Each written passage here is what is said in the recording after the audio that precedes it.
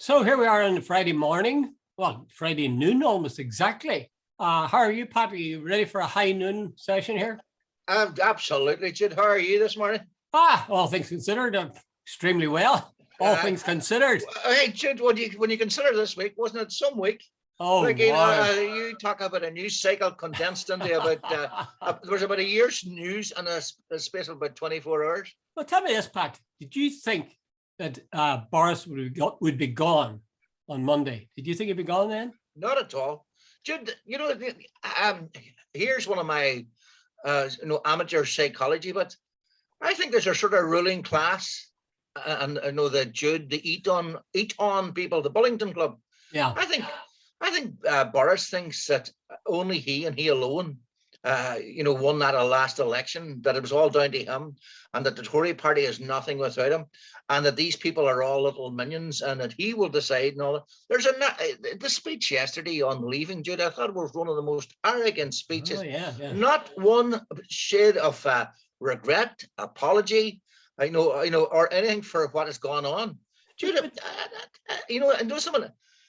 There's a Trumpian side to Boris that's very, very dangerous. Yeah, it is. But I must say now, he is the most skilled politician in Britain. I hate to say it, but he is. He is. And when you look at the people who might succeed him, I mean, the guy that's the favourite, he's bald. Start. That should rule him out immediately. And the Northern Ireland secretary they're talking about is also bald. Somehow the vitality that Johnson gave off, it was a certain horrible charm to it. I'll miss that. I'll really miss that. Everybody says this, Like, Jude, here's the thing. We all know when you see a crash on the motorway, you're not supposed to look around, but everybody rubbernecks. Yeah. That doesn't make it right. There's a horrible fascination with Boris Johnson and with Trump. But geez, Jude, the thing, and I've said this a million times and I keep repeating it, but you sort of sit and watch and say, how do people, anybody that's intelligent, vote for this clown? He's a liar. He's a cheat. He has, done things. He's threatened to break international law. He prorogued Parliament, which was described by the Chief Justice or whatever it was, the lady, somebody or other, as actually law breaking. He has been sacked from at least 3 jobs. And you go, and yet he's the most popular politician in Britain by some distance. Yes, and what's more, people say, oh no, it isn't the presidential system Britain has. It's the party. The fact of the matter is, it was Boris Johnson who got those 80 extra seats. Absolutely. Whether you like it or not, here's a question for you, Dr. Collins. Huh? Has there been a role reversal in Britain?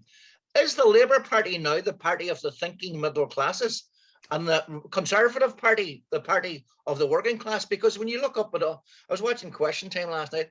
A lot of these boys was sort of, the accents of the North are now, are true blue Tory. It's almost as if there's been a role reversal that, the Labour Party under Keir Starmer has become the party of the barristers and the university lecturers. You're correct. Aye, that's true. Hold on, we'll come back to that in a minute. Tell me, what are your thoughts about Johnson? Do you think he's still struggling to hold on, this idea of being the caretaker manager? Dominic Cummings and his contribution yesterday said, be very, very careful. There's a war on, strange things happen in war. And he says, Boris couldn't make a play and say, I have to come back. It's a national emergency. And due to the fact that we are now in an interregnum period, I need to come back. And he'll find some excuse to say, I have the majority. Now, Jude, I think that's too Machiavellian. I don't think it could happen. But he's tried every other trick in the book. Jude, it's the arrogance, the outright, the entitlement. He seems to think that he's accountable or answerable to no one.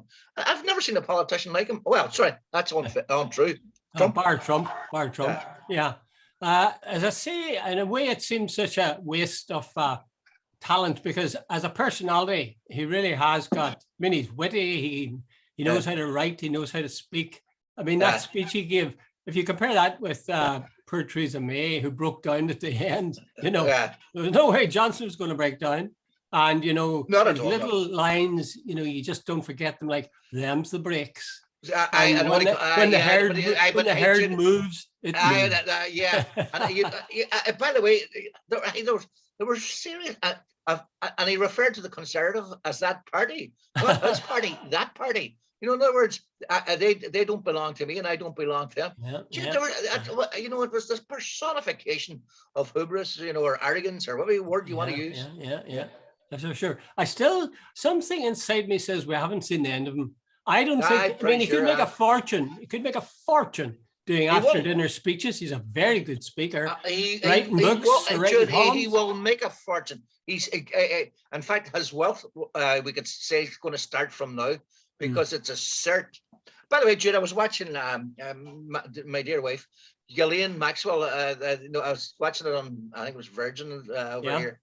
There was 3 episodes about the making of a monster, it was called.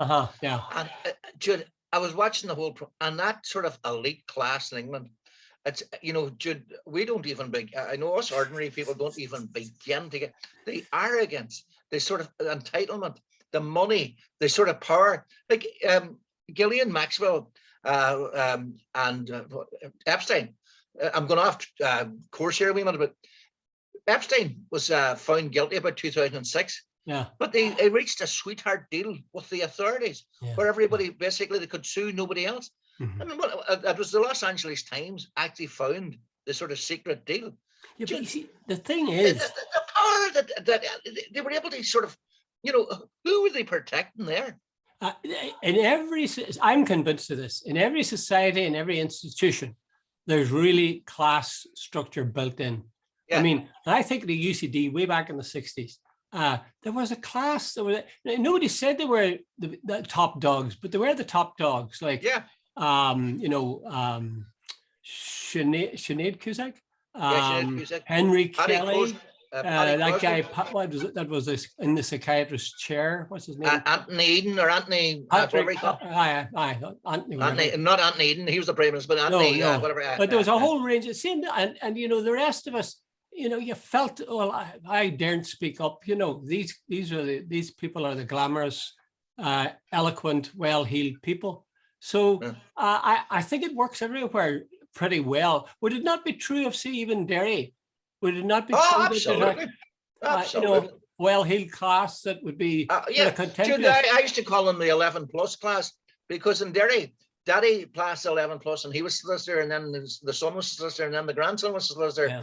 They owned a factory or they owned a business, and the next one, it was almost repetitive sort of stuff.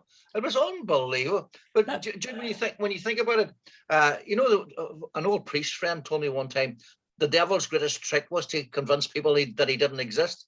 Well, I think the greatest twist in politics the last way, the Tories have said to people, class war is passé, it doesn't exist anymore.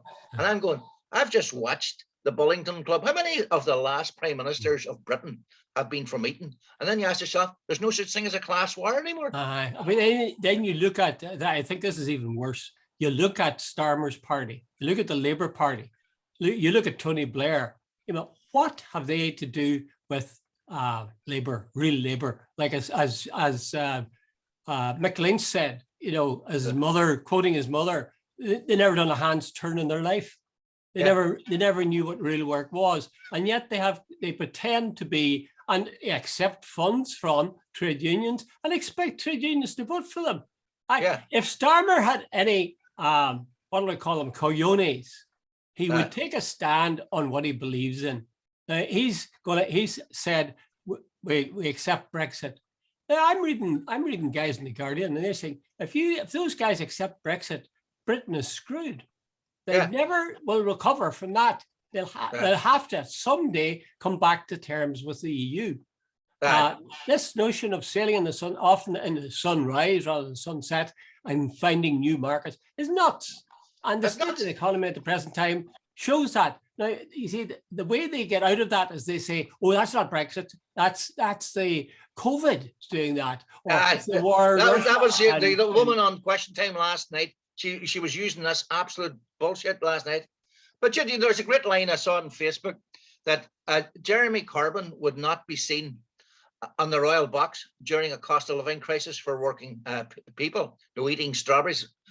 Keir Starmer would never be seen on a picket line during the cost of living crisis. That is the difference between the two. Jude, you got on ahead of me because I was about to, and I seriously had a question in my head saying, I was going to ask you this morning live on air. Can you tell me what is the point of the Labour Party? Is there absolutely under Keir Starmer? No point. There is no point. I mean, it's like saying the Tory party will now be a better party without Johnson. It won't. It'll be just as bad, and even conceivably worse in terms of the protocol. For example, they've all come and said, "Oh yeah, I'll have to get rid of this protocol." So they'll be just as bad.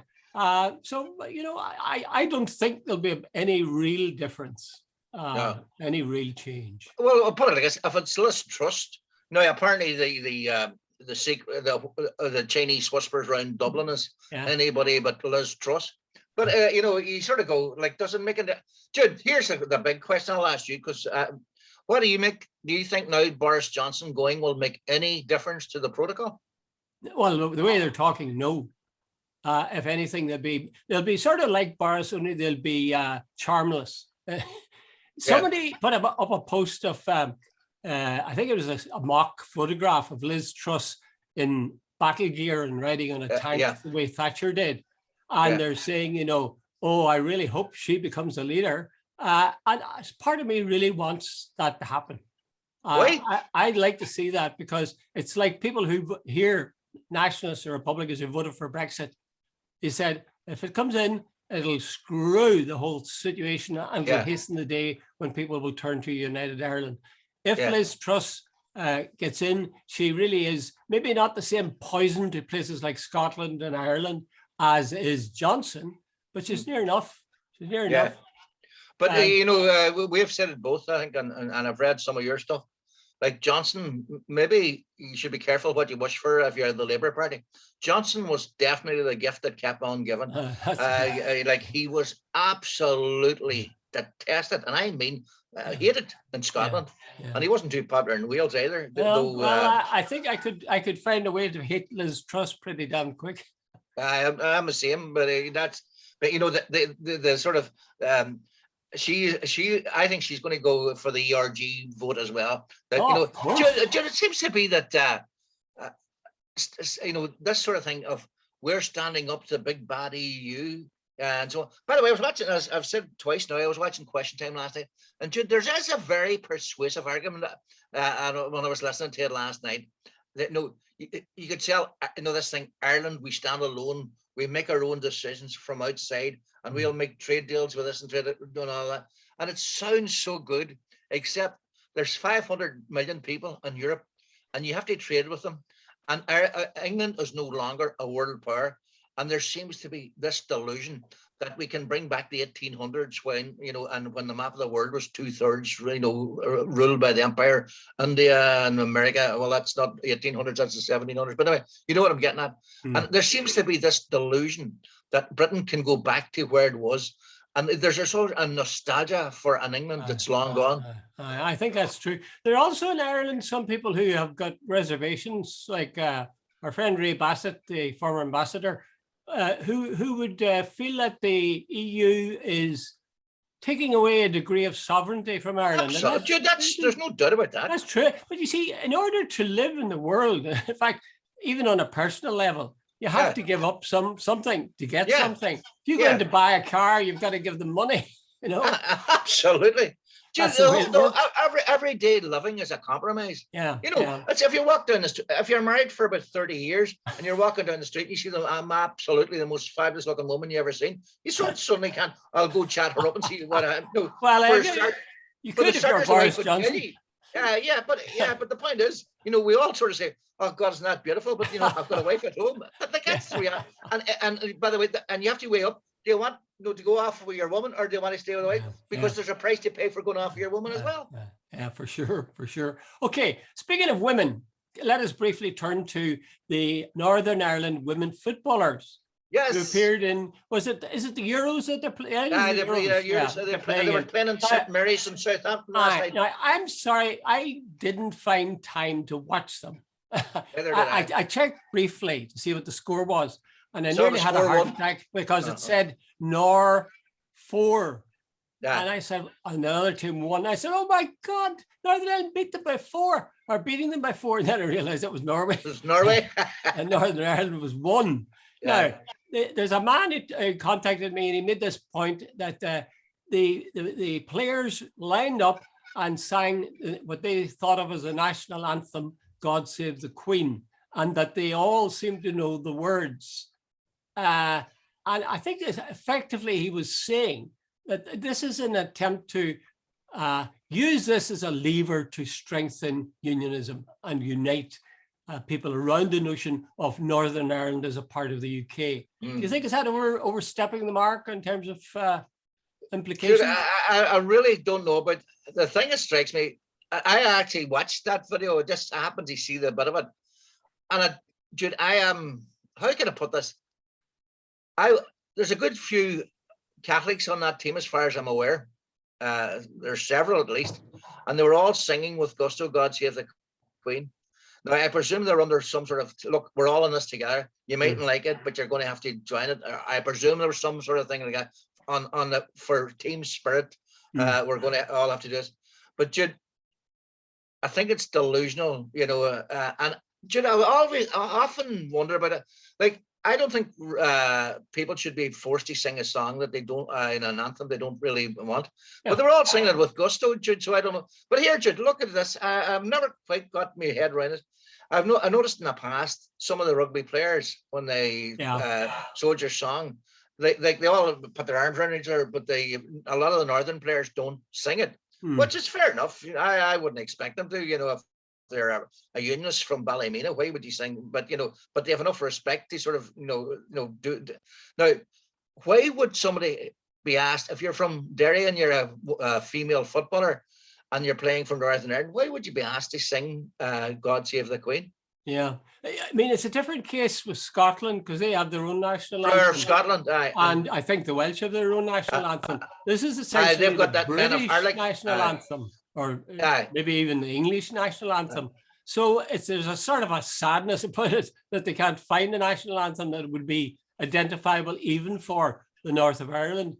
I was thinking, what would be the case? Supposing you were a unionist, but you weren't a monarchist. Would you feel you should sing it then, or? I don't even know how to answer that question. I was sitting watching. I deliberately watched it, and they were all singing.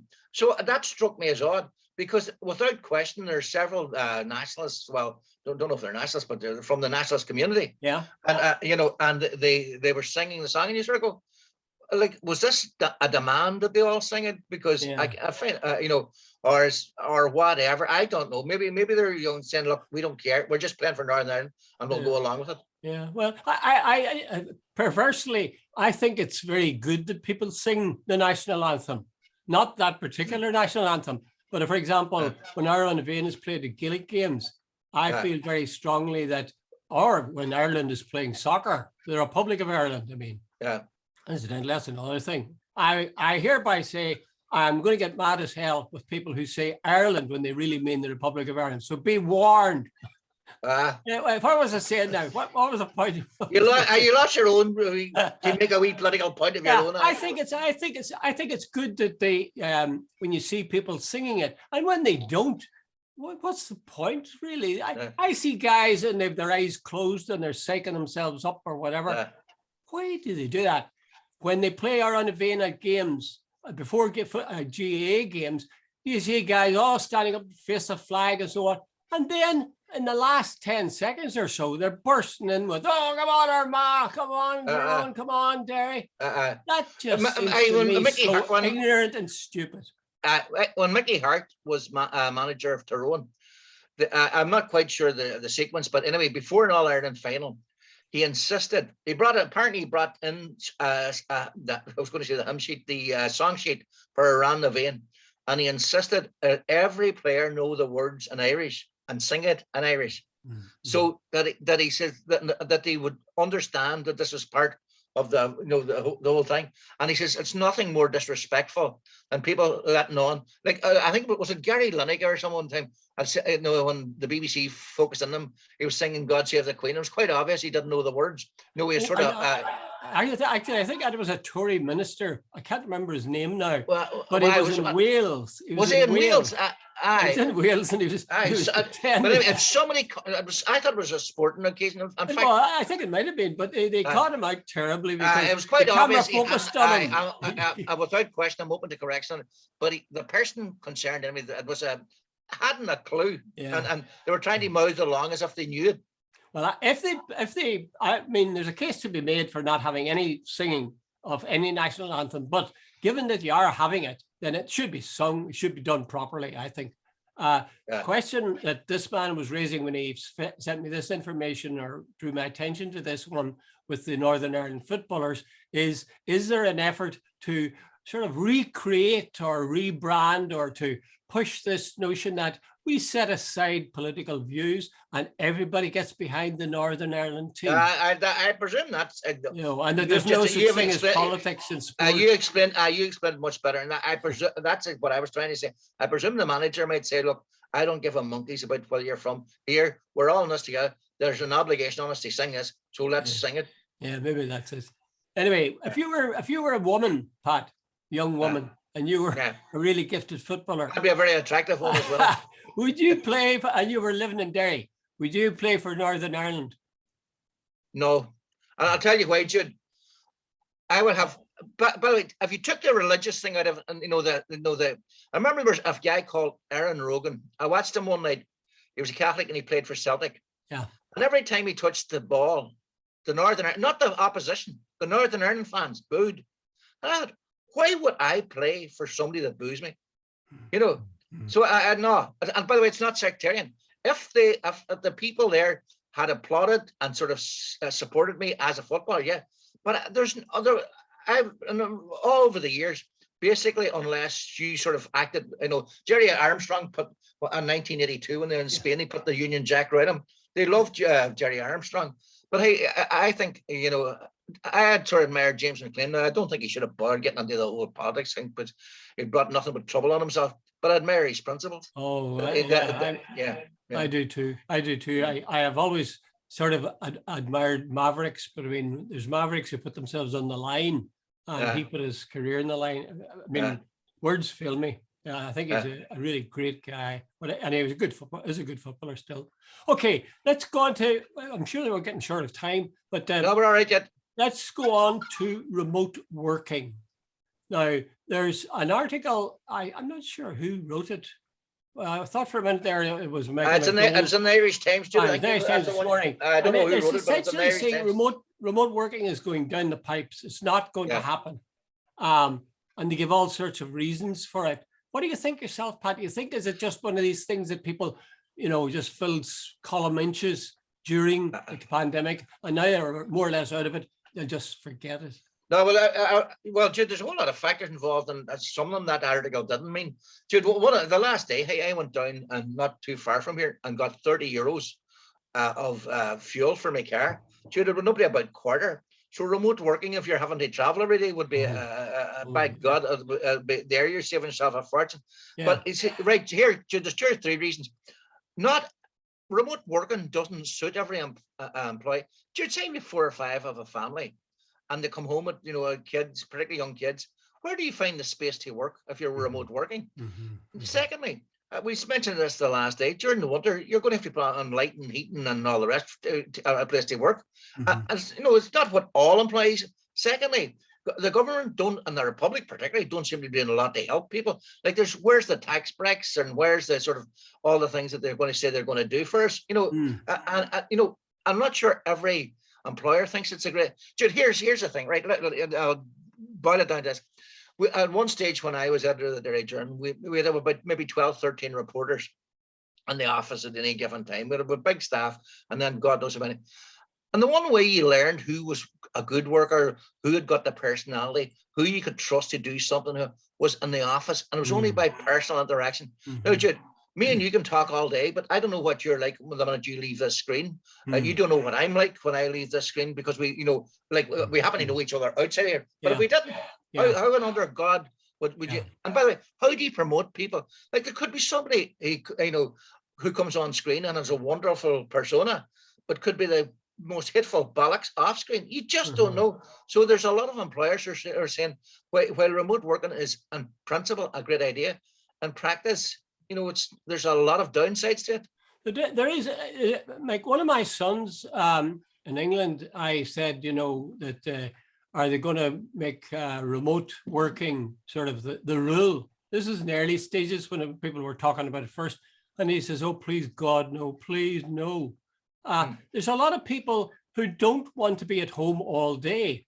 Absolutely. And if you stop to think about it, women who were, as it were, trapped in the home were really, really glad to be able to become a part of the workforce, even though it cost them in terms of babysitters and stuff like that.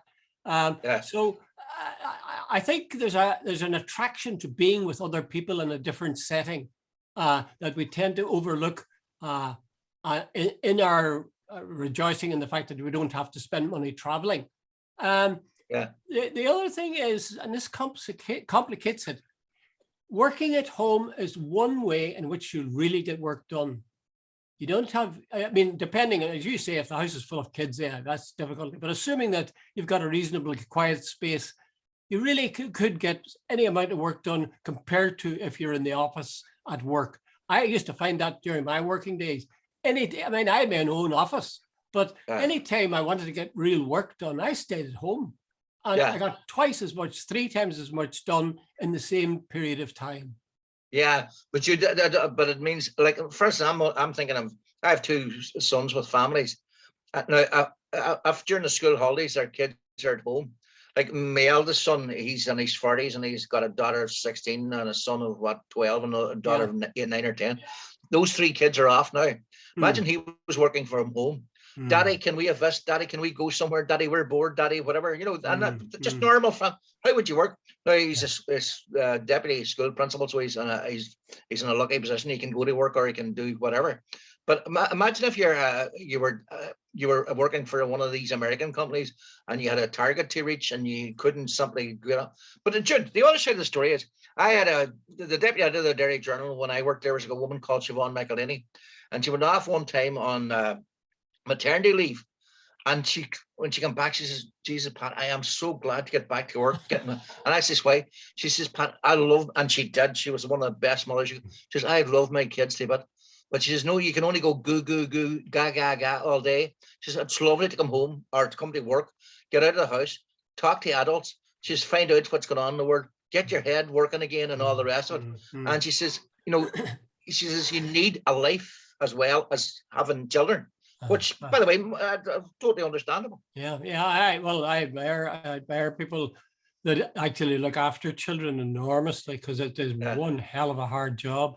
But I must say, you were talking about people in the journal and people interacting and how they were sort of their personality and leaders and so on.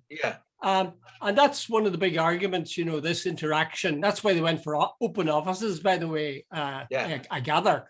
Was that people interact with each other, they wouldn't seal themselves away. But surely you're supposed to be judging by the work to be done, not how cheerfully they chat to their neighbours or whatever. Do you not think so, Pat? I mean, but it's not a choice you have to make between the work. That's true, Jude. But I remember there was a guy I knew well. He was a very good footballer, and he was a very good he subsequently became a very good football manager. And he said, Pat, everybody thinks the 11 most skillful players will win you the match. He says, that's sorry, let's have 11 Messis and we'll win every match. He says, not true. He says, definitely not true. He says, you need your big guy who can tackle. You need your goalkeeper. You need, he says, maybe the centre half who can run the ball in the air and all the rest. And he says, they don't necessarily have to be the best player. The same in an office situation. The guy who does maybe the best work, maybe there's somebody else that needs, we used to have, I can only go back, I'm using a lot of journal analogy. But that's good, today. I remember one guy, he might only produce maybe 2 or 3 stories a day. and the guy sitting beside him, I remember well, but maybe just 12, 15. But the 3 stories that were produced, your man produced. Now, he was really slow, but there were 3 best stories of the day. So, is it quality? Is it quantity? Is it, everything is, Jude, it has to be subjective. It has to be taken on the round. The danger for me would be that we're really catering to people's, I suppose, social aspect of their lives rather than the focus on the work that has to be done. But maybe the two are inextricably linked. Maybe you have to be with people and do a bit of interacting. It's like they say about what they call phatic communication. Like when you phone up a guy. Well, it's PHATIC. Never heard of it. We did it ourselves at the beginning. Like when we came online, I said, Pat, how's things over there? What's the weather like? That's phatic communication. And the same thing happens even with high-powered businessmen. If they're ringing each other up, they're saying, well, George, how are you? Wife, keeping well? Where's your boy? Now, they do a bit of sort of clearing the throat, so to speak, before they embark on the actual business of the day. So maybe that's the aspect of things that's necessary in any workforce. You've got to give people a chance to react and respond to each other. An element of the social mixed in with the hardcore work. Does that make sense? No? It does actually. But I think there's all sorts. Like everything in life, there's no such thing as the silver bullet for everything. There is this thing too, Jude. I think people working at home. I met a guy who was one of the sort of a chief executive of one of the big companies years ago, and he says, and he made the point. He says years ago, our people were agriculture workers. And he says our forefathers, they were out in the fields, they were farmers, and on. Along came the Industrial Revolution, and now he says along comes the technological. He says the biggest problem nowadays for workers is not physical labor, it's mental labor. And he says the thing is, he says we have to be very careful. People need to take a break from computers. They need to go out playing golf. They need to do something different.